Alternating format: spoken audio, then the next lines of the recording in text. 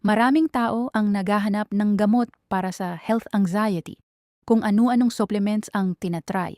Paulit-ulit na check-up, bagong laboratory test, bagong vitamins, bagong miracle products online. Kasi ang iniisip ng karamihan, may isang bagay lang na kailangang mahanap para tuluyan ng mawala yung fear. Pero may isang simpleng truth tungkol sa health anxiety na sobrang hirap tanggapin ng maraming tao. Hindi lahat ng sensations sa katawan kailangan ng sagot, at iyon ang pinakamahirap i-accept.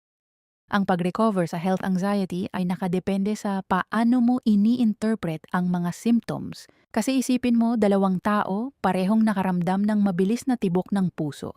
Yung isa, sasabihin lang niya, baka stressed lang ako.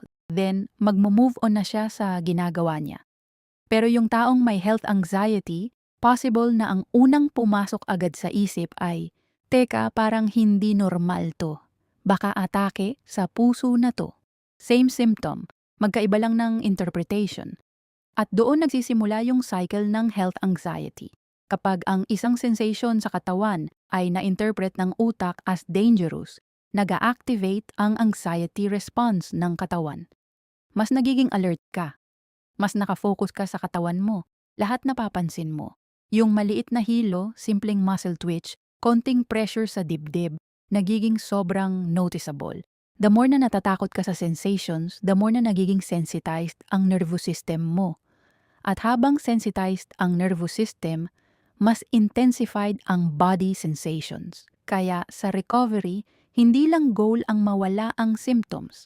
Ang mas importanteng part ay mabago yung way ng pag-interpret mo sa symptoms. Recovery starts when the brain slowly learns that not every sensation is a medical emergency. At habang less threatening ang interpretation mo sa symptoms, humihina rin ang fear response ng nervous system. Hindi ito instant process. Gradual nervous system retraining ito. Over time, nababawasan yung compulsive checking, constant googling, reassurance seeking, at hyperfocus sa katawan, at doon nagsisimulang bumalik yung normal functioning ng daily life. Kung gusto mo pa ng ganitong mga videos, mag-subscribe ka lang sa aming YouTube channel. Mayroon din kaming ino-offer na system na tinatawag na Recovery Blueprint. Mag-send lang ng message sa aming FB page for details. See you sa next video.